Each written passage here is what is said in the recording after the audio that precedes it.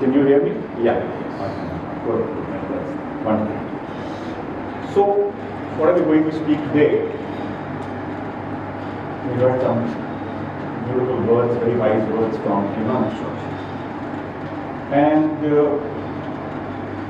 one thing that is becoming very, very popular these days is the word ChatGPT, GenAI, AI, started with AI. Actually started with digital transformation as Kevin talked about. It has in just about 1 to 2 to 3 years, I think if I really look at it, AI or ChatGPT kind of platforms have been included in our lives only last about 1.5 to 2 years. And they have really got into all of us. So let's talk about, what are they going to do with us? Where are we now? Where are we going to be? What are the challenges? How can CFOs really take advantage of that? Any new technology, comes with its pros and cons. Of course, there are a whole lot of, cons that people talk about, but there are, more pros than cons in my view. So let's just, talk about. If I really talk about, what is today's CFO? What are the finance priorities? If I talk about today. So what are these finance priorities? We say that we have to lead finance transformation and organizational change initiatives. Even though we say that finance transformation or digitalization has become a buzzword, but if you really look at it, the way CFO role was, something like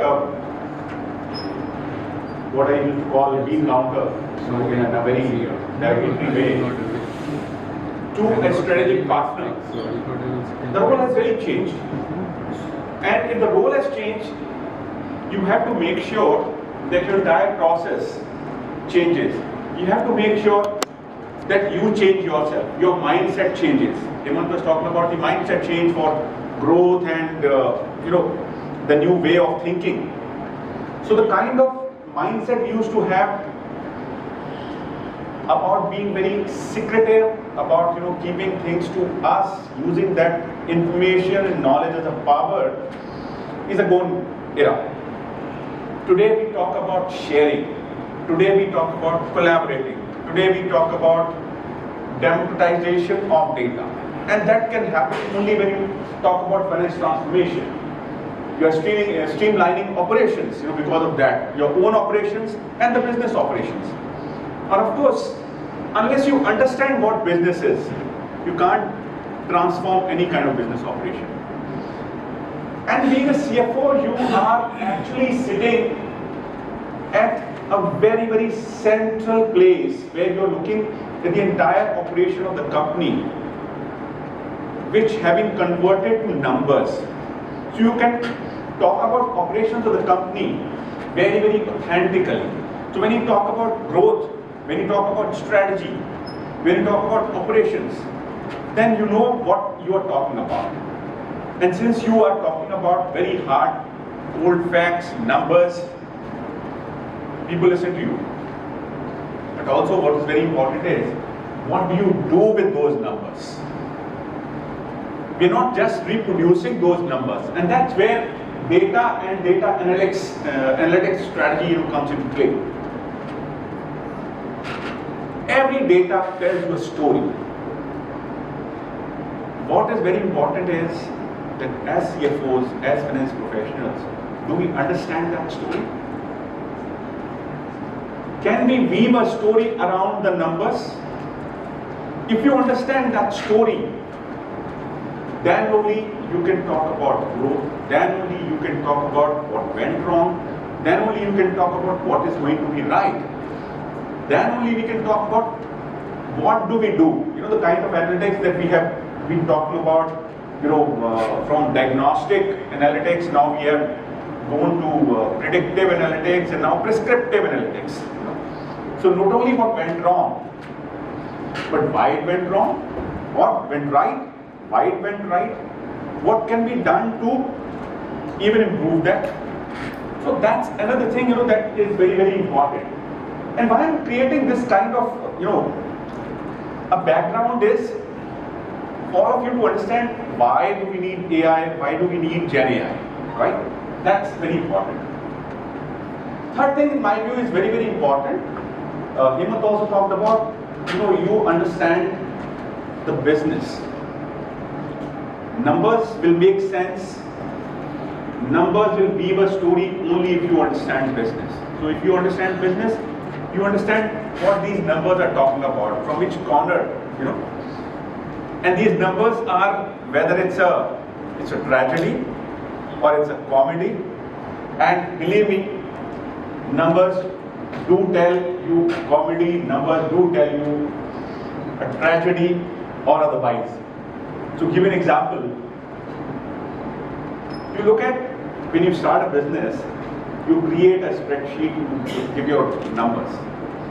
Please see these numbers 2 years later or 3 years later or 5 years later. In that story, you will get a drama, you will get comedy, you will get tragedy. All ingredients of the story would be there in that number, with those numbers. Please do that. So what is very important is for us to understand that we not only understand these numbers, but we align these numbers to the business strategy and the business growth. And human element, I think, is truly very, very important for all of us to. So I always say, whenever you want to make any kind of change, the change management is very important. And you can bring all kinds of world's analysts, or you call McKinsey, you call BCG, or Big Fours, etc., etc. At the end of the day, at the bottom line, the recipe to ensure that your change management is successful, I've repeated that many times. If you have been there, with me earlier, I would have definitely repeated. Depends on 3 things: people, people, people. So if you understand and manage people, and understanding people, you have to get into their own shoes, their aspirations, their understanding, their talents, their capabilities. Understands what you need and what their capabilities are, what are the gaps, and how do we, really cover that gap. So today, while we are already in the middle of finance transformation or digital transformation, I just looked at from the digital leadership perspective, where are we as finance professionals, and what are the things that we are really trying to look at. So we are looking at connected finance functions, which means primarily there are no silos. We are going beyond silos. You can't, that this is one, this is my room, this is my area.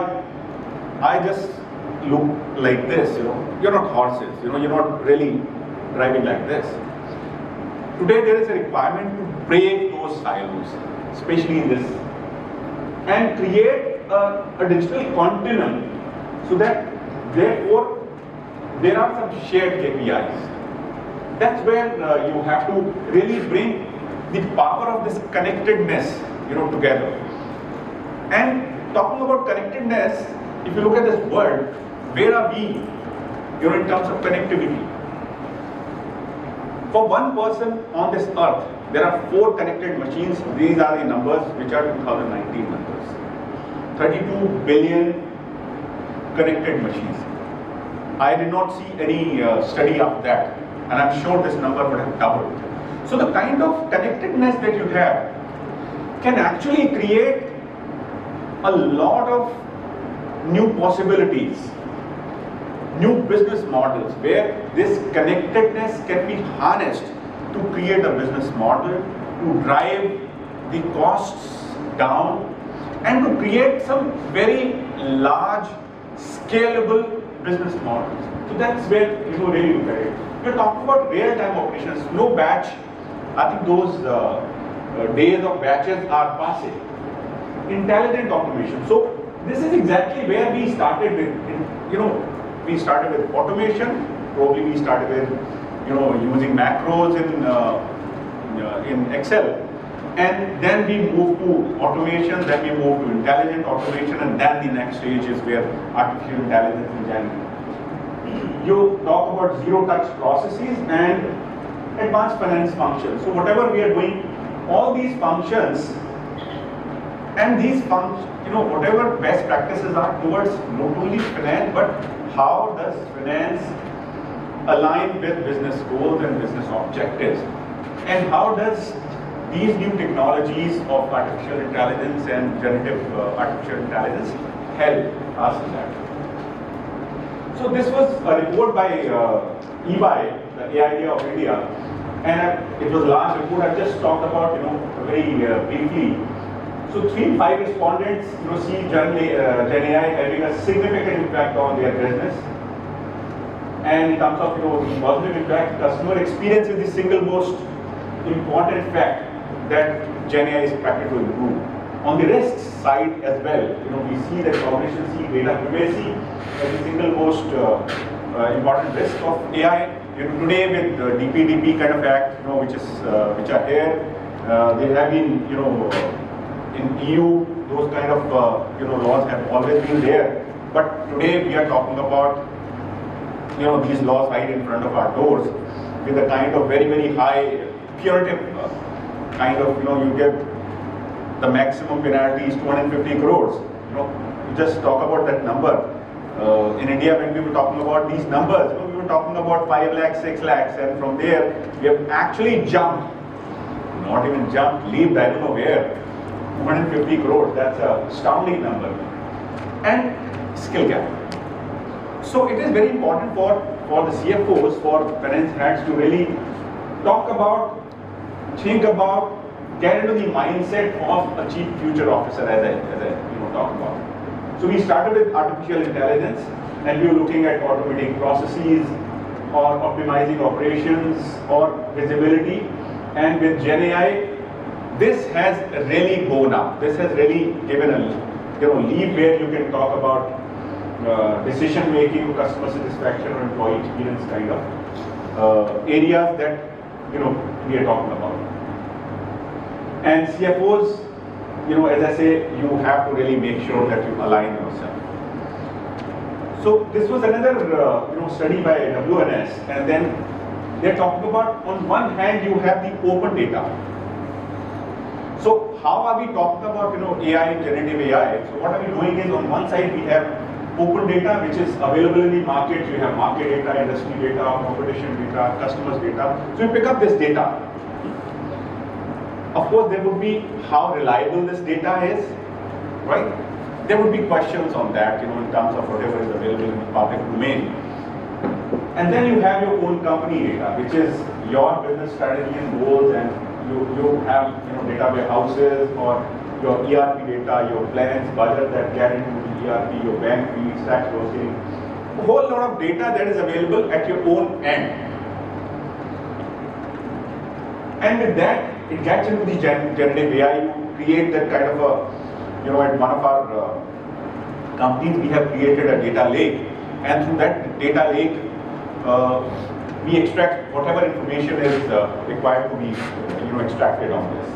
And then you look at whether you do financial modeling or regulatory compliance. These two are currently the most important aspect that we are looking at. So then there are risk management, decision support, reporting, etc. So one example, in one of our real estate business, so where we have said that Gen AI can impact. We are in the process of developing this. You start with the customer journey. So customer has the property search, you have the financing pre-approval, property being offered, a negotiation, purchase agreements, so all the contracts kind of things that go into due diligence, escrow, appraisal, title search, insurance, closing disclosure, closing, after that the possession and move-in, and after that even maintenance of the property. So you can see on the entire customer journey, we can see Gen AI can really impact us, and it can give the customer a completely different experience. So for example, even if when we are planning this, we can create 3D models and we can give a viewing experience to the customer, right?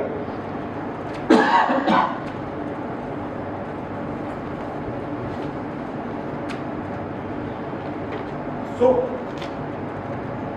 we had, AI, and we have Gen AI, and I think what I'm trying to show up here is a sweet spot, which is the junction of these two technologies, which can be very, very important for all of us, and today it is available.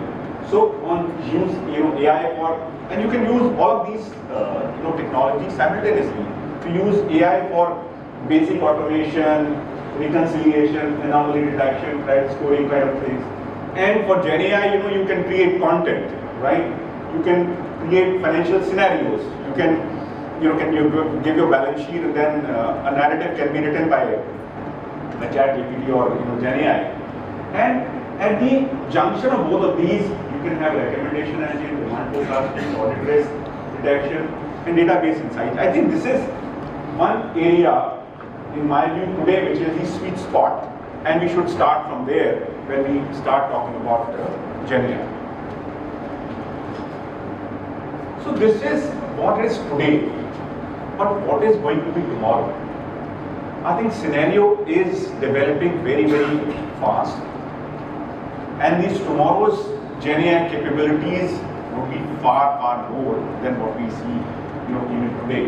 So whether we talk about advanced financial modeling or AI produce financial commentary or strategic insights or managing contracts or simplified enhanced reporting, working as a business partner. Truly working as a business partner would be realized once we have a full full-grown Gen AI coming into place. And this full-grown Gen AI coming into place is not something which is too far away. As I say, future is now, future is here, right? And there are of course challenges.